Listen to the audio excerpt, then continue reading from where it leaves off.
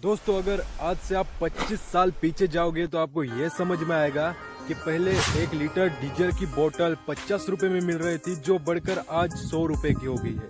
पहले के ट्रैक्टर 4 लाख के आते थे, जो बढ़कर आज 8 लाख हो गए हैं। पहले 1 लीटर दवाई की बोतल पूरे 500 में आती थी, आज 1000 रुपए में आती है। इन सब के तो रेट बढ़ गए, लेकिन हमारे अनाज के रेट नहीं बढ़े दोस्तों। पहले भी वैसे ही थे, आज भी वैसे ही है। मतलब समझे दोस्तों, किसान का ही खून निकाल कर किसान पर चढ़ाया जा रहा है, और इसी कलाकारी को किसान सम्मान निधि कहा जाता है।